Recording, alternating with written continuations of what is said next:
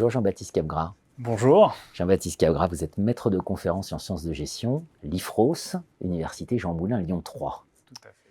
Nous allons ensemble parler d'un nouveau concept, le Health Sector Impact Study, le HSIS, qui a été soutenu notamment par la chaire santé de l'IAE de Metz, School of Management, et on voit un partenariat Lyon-Metz. Exactement. Et alors évidemment, la première question avant de rentrer dans le concret, c'est l'objectif, c'est d'évaluer l'impact. Alors, on va déjà se poser la question, tout le monde a en tête aujourd'hui la question de l'impact, finance à impact, etc., etc. Première question, c'est pourquoi il faudrait évaluer l'impact d'établissements sanitaires, médico-sociaux. Alors peut-être qu'effectivement, on voit le secteur de la santé, et puis la Covid l'a rappelé, les sociétés européennes notamment ont placé la santé en première ligne, même au prix de la fermeture d'autres secteurs d'activité. Et on s'aperçoit que cette importance-là, elle est souvent traduite sous l'angle de la dépense de santé, du coût de la santé, et puis en face, évidemment, de la raison première de la santé, c'est soigner, accompagner les personnes. Mais finalement, derrière cette dépense de santé, il y a des acteurs, et cet argent, ce financement, il irrigue un certain nombre de territoires, et le fait d'irriguer ces territoires-là présente différents impacts qui peuvent être importants à représenter, à identifier, à faire valoir auprès des différentes parties prenantes de ces organisations de santé. Évidemment. On va l'évoquer autour de cette dimension notamment, et c'est extrêmement intéressant. Finalement, évaluer l'impact, on comprend. Qu'est-ce que ça apporte concrètement pour un établissement? Pourquoi il aurait intérêt à évaluer son impact? Alors, un établissement de santé, un établissement médico-social, il dépend en très grande partie d'argent public et en quasi-totalité d'argent socialisé. Donc c'est 80% des budgets des établissements qui sont financés par la sécurité sociale, et c'est 95% qui sont financés par d'autres au total entre la sécurité sociale et les organismes complémentaires.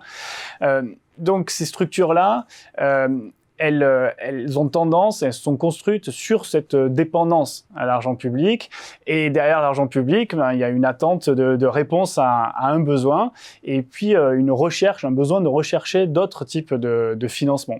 Et à partir de là, ces établissements peuvent avoir pour vocation d'identifier, de montrer sur leur territoire, cette fois-ci, et pas un agrégé au niveau national, qu'est-ce qu'ils représentent en termes d'emploi direct, d'emploi indirect. Ça, on y pense assez facilement.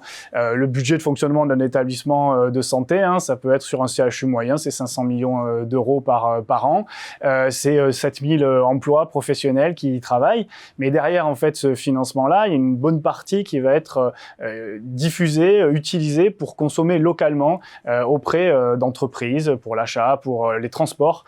Et l'établissement peut avoir vocation à essayer, pour avoir le souhait finalement de convaincre les différents partenaires, les collectivités territoriales, des investisseurs locaux, des entreprises, du bien fondé et de l'importance de l'existence et la présence de cet établissement qui est très souvent le premier employeur de la commune, parfois le premier propriétaire foncier aussi pour les plus grosses structures.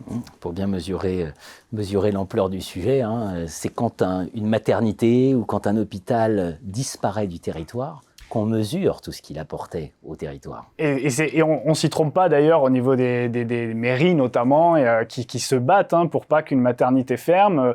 Alors il y a deux enjeux peut-être. Il y a un enjeu à la fois factuel, le nombre de personnel, les ressources financières, mais il y a aussi un enjeu d'image. Et on voit notamment, même si ça tend à décroître, comment des communes ont pu essayer de défendre le maintien d'une maternité plutôt que des structures pour personnes âgées, alors que le besoin parfois était sur les structures pour personnes âgées, parce qu'en termes d'image, de dynamique, une commune qui a une maternité, c'est une commune qui attire des populations jeunes, qui vit, qui a un avenir. C'est en train de bouger parce que la société évolue et puis que le vieillissement n'est plus vu comme sous l'angle seul des difficultés ou de la perte de dynamisme. On va creuser ensemble les différentes dimensions.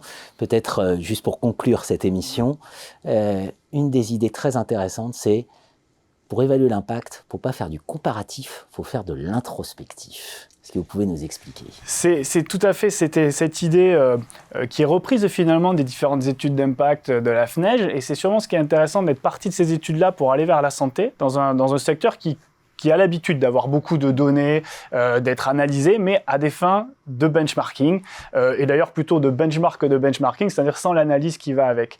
Et là, on voit que l'idée, c'est d'accompagner les acteurs, notamment avec des visites d'experts, mais dans une logique d'échange, sur une réflexion stratégique. J'ai peut-être pensé au personnel, j'ai peut-être pensé à la finance, mais par contre, j'ai oublié l'impact en termes de création intellectuelle.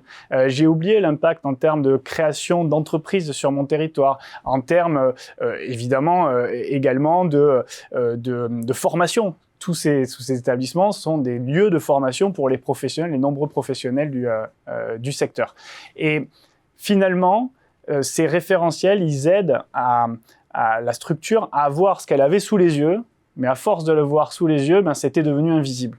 Et ce référentiel oblige à cette introspection, et en tout cas, les premières expérimentations qu'on a fait autour de ce référentiel dévoilent, y compris à des acteurs qui semblaient bien se connaître, de nouvelles perspectives. Et le secteur Impact System, vous l'avez rappelé, ça vient du Business School Impact System à l'origine développé par la FNEJ, c'est développé par la FNEJ, et pour faire très simple, on va dire, c'est pas du tout un audit, c'est une visite qui a pour but de révéler de l'impact, voilà, qui est un outil après vocation aussi de communication, évidemment, et c'est un outil important. Et ça, c'est un enjeu, effectivement, on pourrait dire c'est un outil de post-certification. La certification a plutôt une vocation, on peut communiquer dessus, mais a plutôt une vocation d'amélioration interne. Là, l'idée, c'est davantage de se positionner sur ce qu'il faudrait faire, ce qu'on pourrait faire, quelle est notre place, et comment on pourrait encore mieux communiquer dessus, mieux la vendre, et même l'améliorer sur certaines dimensions qui paraîtraient peut-être moins poussées. Et puis ça a une vocation de temps interne, finalement. C'est aussi valoriser ce que chacun représente et ce que chacun apporte au-delà de son activité du quotidien au sein d'une organisation. Donc en soi, c'est important, par les temps qui courent, de bien montrer l'importance de chacun dans ces organisations. Et ça a une vocation externe, montrer aux acteurs du territoire, notamment éventuellement à des financeurs potentiels. On voit beaucoup de fondations qui se sont créées sur les 3 dernières années pour soutenir l'activité des établissements au-delà du financement habituel. Après le Business School Impact System, il y a eu l'ENSIS aussi pour les écoles d'ingénieurs. Tout à fait. Il y a eu UNIS pour les universités, donc plusieurs dizaines, je pense qu'on doit être pas loin de la centaine d'établissements qui ont évalué leur impact. Aujourd'hui, les hôpitaux, c'est absolument critique. Merci à vous. Merci à vous.